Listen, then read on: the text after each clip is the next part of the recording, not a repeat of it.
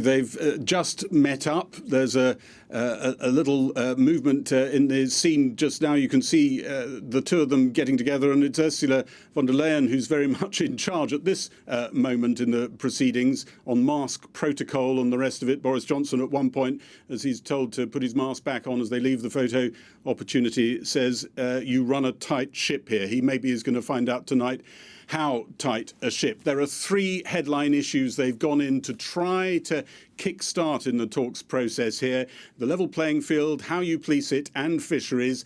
The level playing field is very much at the centre of all of this. And what's happened there is that it looked as though for a while there was some agreement between the two sides that basically we would have something like a non-regression pact. What laws we'd signed into as a member would be a baseline, and we wouldn't go below that. But what happened more recently is that the EU have come across and said, well, actually on that baseline, what if we raise our laws a bit, our restrictions, say, on the environment or whatever? You're going to have a competitive advantage over us.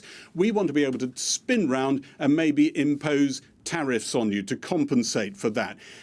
At the heart of tonight, and whether it's a success or not, could be whether the EU is willing to walk away from that very special commitment, because Boris Johnson, as he said in the House of Commons today, sees it as an assault on British sovereignty after Brexit. And tonight, I think we're not going to get necessarily white smoke out of these talks by any stretch. But if they manage to reconvene the talks at the end of it, that might be a sign of progress. The Prime Minister setting off to Brussels for his first visit there in well over a year. He'll soon be sitting down for a working dinner in the European Commission headquarters. The Prime Minister's bringing in his chief negotiator and other officials to the dinner. Ursula von der Leyen likewise has the EU's chief negotiator alongside others. The idea is that they explore where agreement can be found on fisheries and on the issue of the level playing field and how it is policed.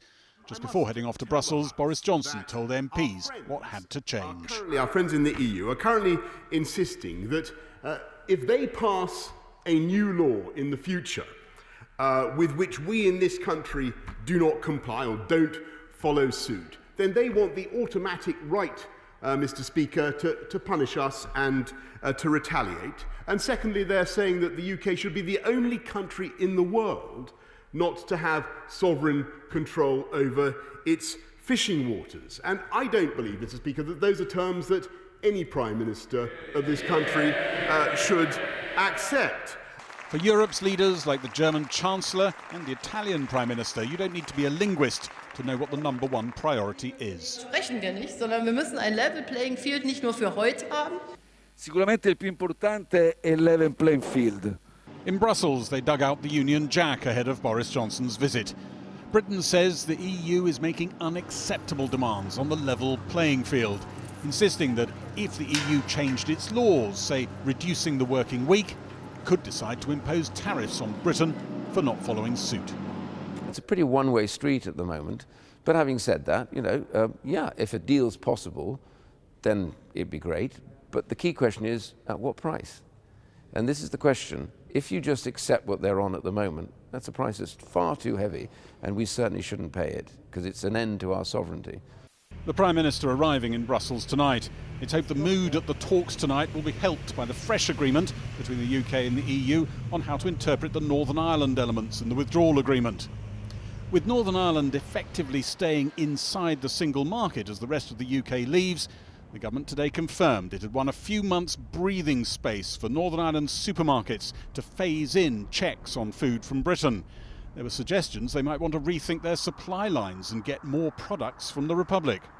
He said, unless I'm incorrect, that EU law will apply in Northern Ireland, as will the European Court of Justice.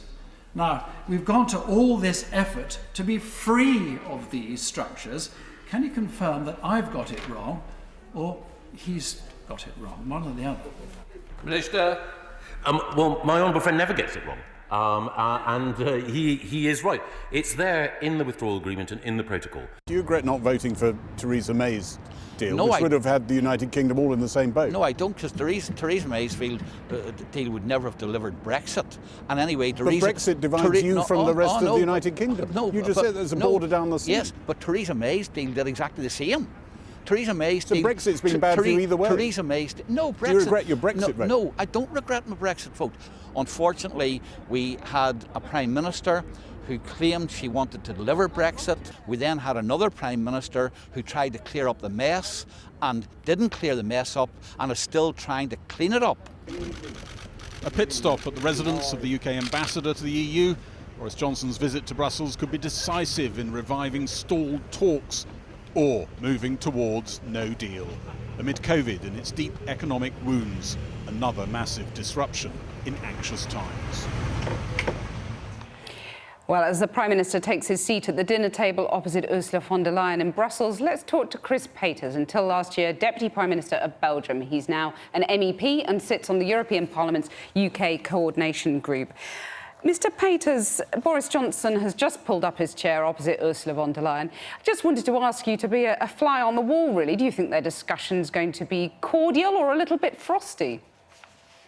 Good evening. It's for me a great pleasure to be here. But I hope that this dinner this evening shall bring some optimism in very delicate and very complex negotiations. But I'm not there for the moment, and this, I hope that Ursula von der Leyen and also Boris Johnson are now together and find a solution for a deal. Well, you're optimistic, or you're at least hoping that there will be some optimism, but both sides have to move, don't they? Because in Parliament today, Boris Johnson said, and I quote, "The EU is asking for the UK to be the only country in the world not to have sovereign control over its fishing waters." And he doesn't believe that any British Prime Minister would accept that. Doesn't he have a point? I understand very well that sovereignty is very important for UK. That's the reason why the Brexit is on the table. But sovereignty is, of course, in this global world where we must find solutions about climate change, but also about fisheries, then you must have the opportunity and the possibility to find compromises also with your sovereignty on the table. That is now the discussion. I understand very well that you say in UK, now after the Brexit, we have some sovereignty back control of the country. That I understand very well. But you talk about concessions. Doesn't the EU have to accept that its fishermen should have less access to British waters than they do now? It's very complicated. I was several years ago minister responsible for fisheries, and this, I know the complexity of this issue. One of the main issues is that for the fish, there is no sovereignty of UK, of European Union, and that, of course, for example, Belgian fishers are very active in British waters. And what will the situation after the 1st of January. We must find a solution. But and if you're not prepared to make any concessions right here and right now, so is there really any hope of a deal by the end of the year? It's not right to say that the European Union is not in an atmosphere of finding compromises. We want to find compromises, and we know very well that we need compromises, and that also EU must have the flexibility to find compromises, like the UK. There's also in the field of fisheries, there are a lot of possibilities to find a compromise. For me, it's very important to have a stable and sustainable solution for this sector, the fisheries. It's not right to say that we must be more flexible than you. We must prepare a compromise at both sides. In a word, are we heading for no deal, yes or no? optimism is a moral duty. That's a great philosopher, Karl Popper, said. I'm still optimistic, but I must say, when the next hours and days there is no opening of discussions and the will to find compromises, then optimism will be very, very difficult.